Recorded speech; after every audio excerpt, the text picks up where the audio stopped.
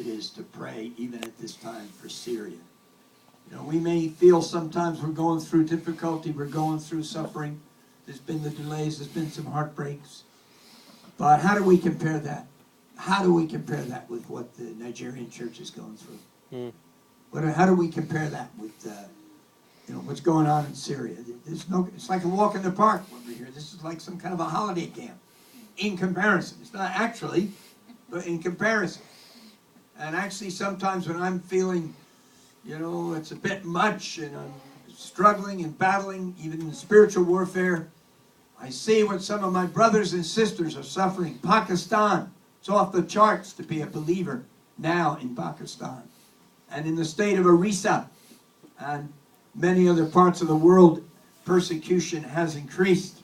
And how would you like to be a Christian in North Korea? Huh? I think many of you know my top 10. I go all over the world, talking about 40. Now it's 50 nations.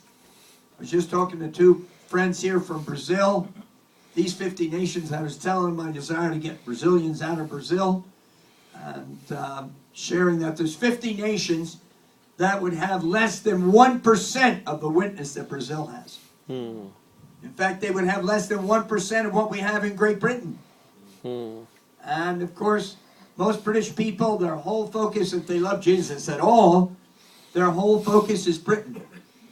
Between 95 and 98% of all British committed Christians, they're all in Britain.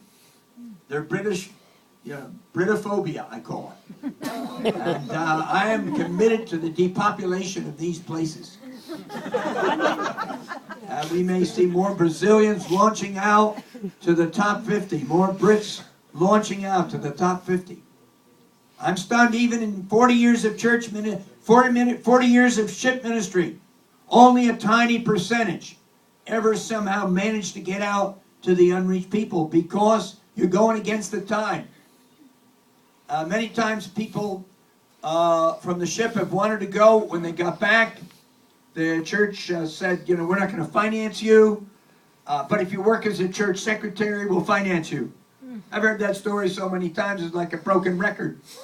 Of course, God is sovereign. In His sovereignty, that they work as a church secretary, and then they meet the pastor's son, and they get married, and got 3 kids, and live happily ever after there within a few yards of the church.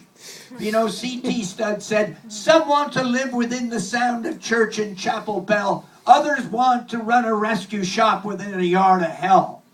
I wonder what your choice is going to be. Where are